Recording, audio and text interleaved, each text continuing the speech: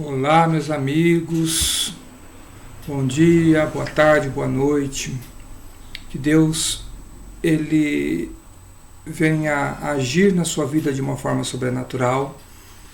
Eu gostaria hoje de ministrar uma palavra sobre consolidação da fé. Muitas vezes nós recebemos a palavra e nós guardamos para nós, né? E muitas vezes não crescemos com isso, porque para que a palavra de Deus ela floresça, é necessário uma ativação. A palavra em si, quando nós lemos, nós nos alimentamos dela, né?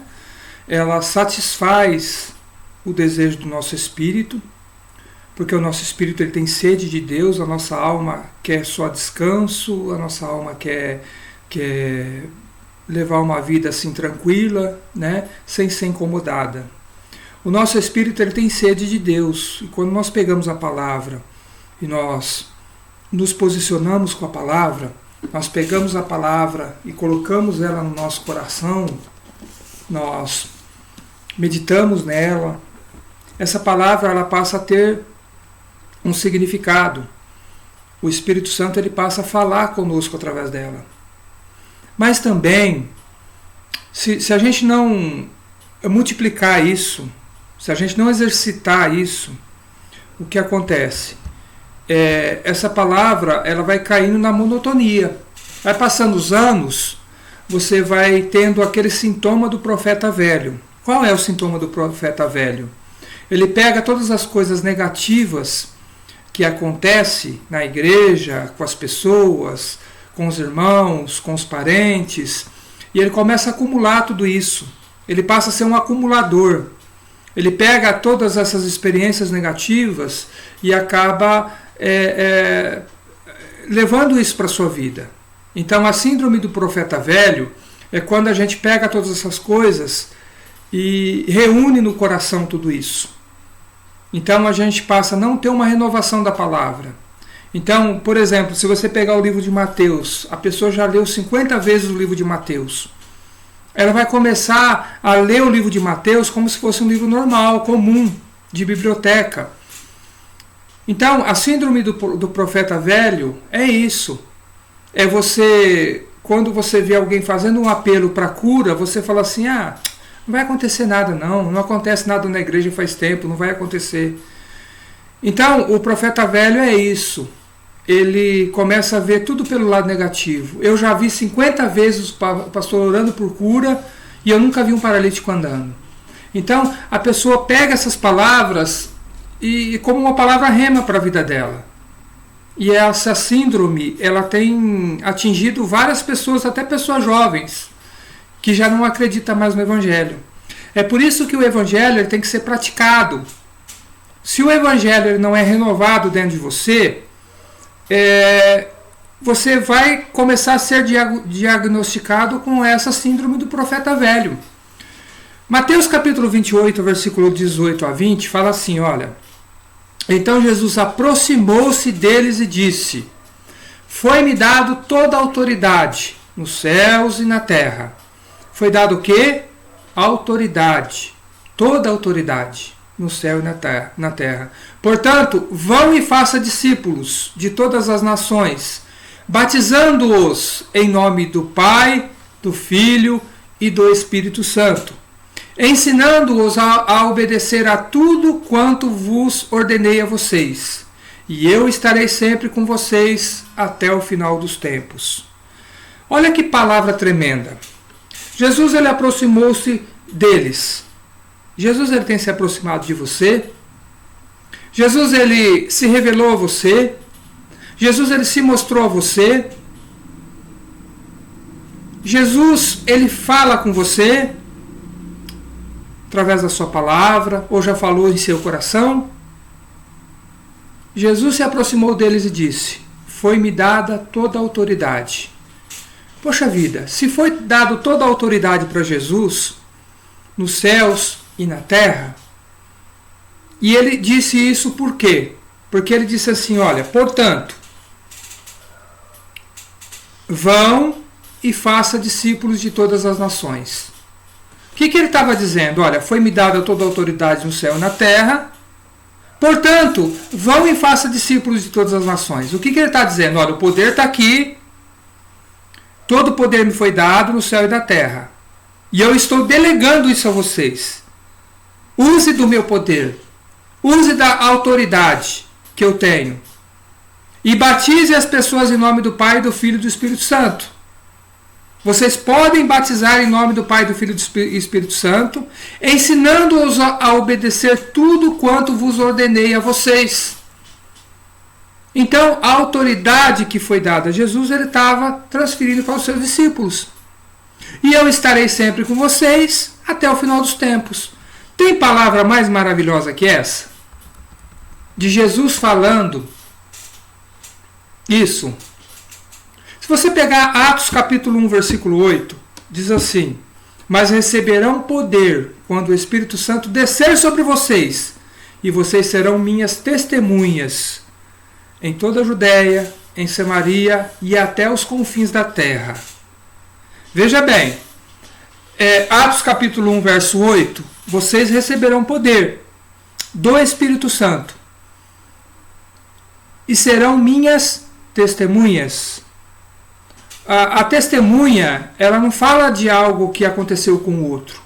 A testemunha fala do que ela viu e da experiência que teve. Então, se você é testemunha, você tem que abrir a sua boca e falar.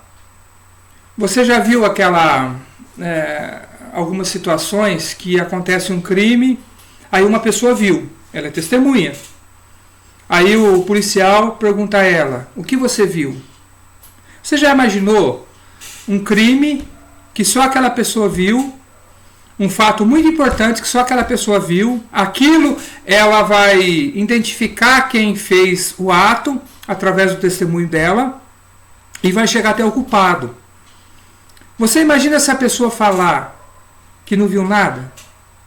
Ah, eu só estava aqui passando por aqui, né? Eu nem vi direito, eu nem enxerguei direito.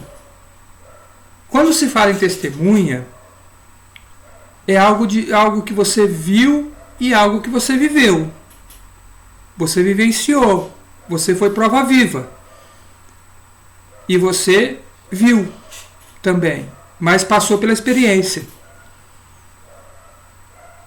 Então, quando nós falamos de Jesus, quando nós se posicionamos em Cristo como testemunha, nós pregamos o Evangelho. Nós fazemos discípulos. Nós consolidamos a fé de alguém. Então é sobre consolidação o motivo principal dessa palavra. Então, Deus, ele quer levantar pessoas para consolidar a fé de outras. Você entende isso? Isso está claro para você? Estou sendo claro dessa forma?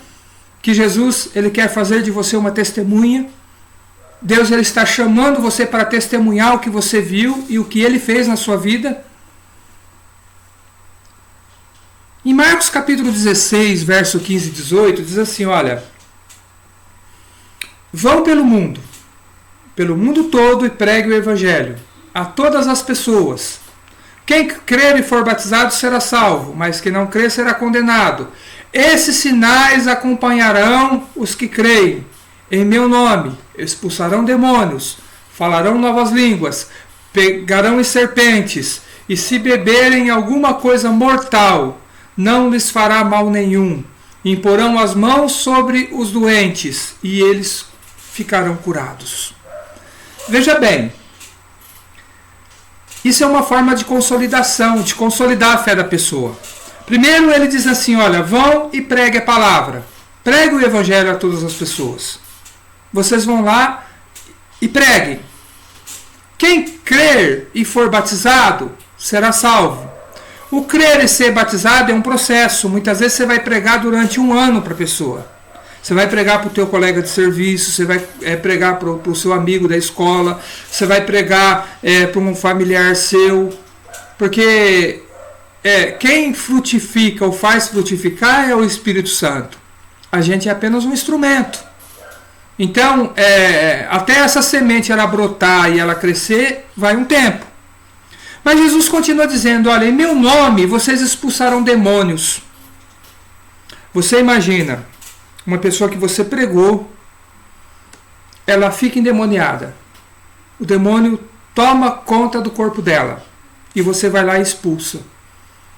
Aquela experiência horrível que a pessoa teve, daquele espírito entrar no corpo dela, aquele ser nojento, ele ter acesso na vida dela, e você ir lá e expulsar, ou você expulsar o demônio de um familiar daquela pessoa, e aquela pessoa vê aquilo que Deus está fazendo através de você, aquela pessoa sendo liberta. É uma forma de consolidação da fé. Falarão novas línguas, pegarão as serpentes, e se beberem algum veneno mortal, não lhes fará mal nenhum. Imporão as mãos sobre os doentes, e eles ficarão curados. Isso é uma forma de consolidação. Você sabe que quando você é usado por Deus, em qualquer uma dessas situações, expulsando o demônio, falando em línguas, pegando serpente, ou bebendo veneno sem saber que está bebendo veneno, né? Tendo o livramento de Deus, impondo as mãos sobre os doentes, as pessoas ficando curadas. Isso consolida tanto a sua fé de que você está fazendo, né? Que Deus está te usando você como um instrumento para abençoar, como também você vai consolidar a fé de outros, de outras pessoas. Então é muito importante você consolidar a sua própria fé primeiramente. Porque muitas vezes quando a gente ministra a cura, você imagina você ministrando a cura sobre uma pessoa, a pessoa tem uma doença incurável e você ora por ela e ela é curada. Qual é a pessoa que vai mais crescer com isso? É você primeiramente. Porque você foi usado para abençoar aquela pessoa. E aquilo você vai carregar para o resto da sua vida. Você vai carregar para o resto da sua vida. Você vai carregar aquela experiência que vai consolidar a sua fé. Então, a primeira pessoa a ser beneficiada numa consolidação é o próprio consolidador. É você que está ali se colocando primeiramente ser abençoada. Ok? E depois, consequentemente, a pessoa, né, que foi ministrada. Então, não limite o poder de Deus. Não limite aquilo que Deus quer fazer através de você. Às vezes a pessoa não tem conhecimento nenhum do Evangelho. Você tem já muitas informações que você foi adquirindo com o passar do tempo. Então, por que não dividir e consolidar a fé dessa pessoa? Porque a sua fé foi consolidada. Aquela bagagem que você recebeu, aquelas informações, aquelas ministrações, aquelas curas que Deus lhe fez, aquelas libertações que Deus lhe fez na sua vida, tudo aquilo vai servir como base para você consolidar a fé de outro. Então, veja bem, Deus ele não faz nada por acaso. Deus ele não investiu em você à toa. Deus ele sabia do seu potencial. Deus ele sabia que você se colocaria na brecha. Por isso Deus ele investiu em você. Hoje em dia tem muitas pessoas dispostas a receber a unção, o poder, aquilo que Deus ele tem para oferecer. Mas poucas pessoas estão dispostas a consolidar a fé de outros. Voltando novamente ao que eu disse. Quando você se propõe a consolidar a fé de alguém, a sua fé é consolidada primeiro. Você é o primeiro a ser abençoado. Então, lá em Mateus capítulo 9, versículo 37 e 38, diz assim: Então disse aos discípulos: A colheita é grande, mas os trabalhadores são poucos. Peçam, pois, ao Senhor da colheita que envie trabalhadores para a sua colheita. Nós temos um projeto que se chama Casa de Restauração. Na Casa de Restauração, nós vamos ganhar a pessoa para Cristo, vamos consolidar a fé dela, vamos discipular essa pessoa e vamos também enviar essa pessoa para fazer a obra. Então é um processo contínuo de preparação. Nós vamos trabalhar a fé da pessoa, vamos discipular essa pessoa e nós vamos enviar essa pessoa. E Deus, Ele vai enviar pessoas dispostas a trabalhar e a fazer aquilo que Deus Ele quer que façamos. Muitas vezes a pessoa está na sua igreja, mas na sua igreja não lhe dá oportunidade para que ela cresça, para que ela pregue, para que ela faça. Deus, Ele tem levantado um povo novo, né? Não basta dizer que é evangélico. A nossa visão de evangélico é uma visão sem fronteiras, sem placa e sem costumes de homens. Então nós estamos trabalhando nesse propósito de não olhar para os costumes humanos, de não olhar para a placa de igreja, né? De não olhar para a religião.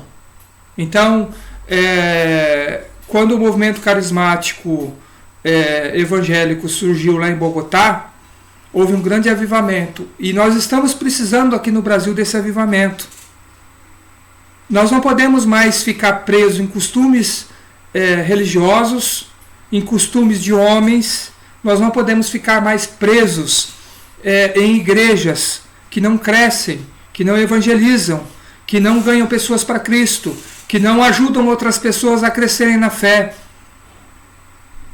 Quando nós falamos em ganhar a pessoa, discipular a pessoa e enviar a pessoa, nós estamos falando de algo muito mais produtivo. Por exemplo, numa pregação na igreja, é uma bênção. Porém, imagine você pegando uma mangueira, né, e colocando ali 50 garrafas PET vazia e você tentar com uma mangueira ficar enchendo essas garrafas. Você vai demorar muito tempo e muitas delas não vão conseguir se encher. Mas quando você tem um discipulado eficaz, é como se você pegasse essa garrafa na mão e você enchesse ela, uma a uma, até que cada uma estiver transbordando. Então essa é a nossa visão. A nossa visão é pegar todos aqueles que querem servir a Deus, capacitar essas pessoas, consolidar a fé delas, discipular essas pessoas e enviar essas pessoas para pregarem o Evangelho e fazer aquilo que Deus Ele pediu que fizesse. Eu não consigo entender muitas vezes como um missionário ele consegue fazer missão dentro da igreja. Tem muitos missionários dentro da igreja, das quatro paredes, que nunca saíram para o campo missionário, que nunca saíram para ganhar uma pessoa, para consolidar a fé de alguém, para discipular alguém. Só tem o título. Então Deus Ele não está interessado em título. Deus Ele quer que nós venhamos a funcionar como igreja.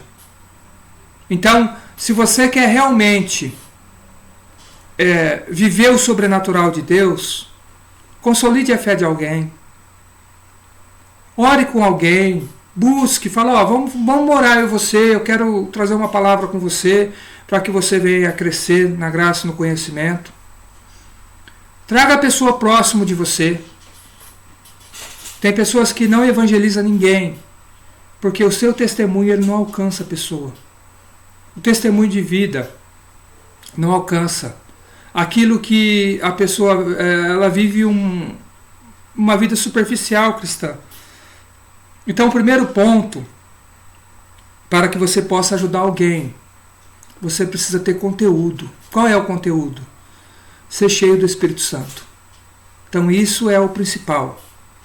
E é isso que nós oramos aqui, é isso que nós ensinamos aqui. A você ter a sua experiência com o Espírito Santo, a sua experiência pessoal com o Espírito Santo, para que você cresça e para que você ajude outros a crescer. Amém? Então fique com essa palavra de consolidação, de fortalecimento, tanto para a tua vida quanto para a vida de outros. A minha oração é que muitas pessoas sejam alcançadas através de você. A minha oração é que o Espírito Santo ele use a tua vida com muita autoridade para consolidar a fé de outros.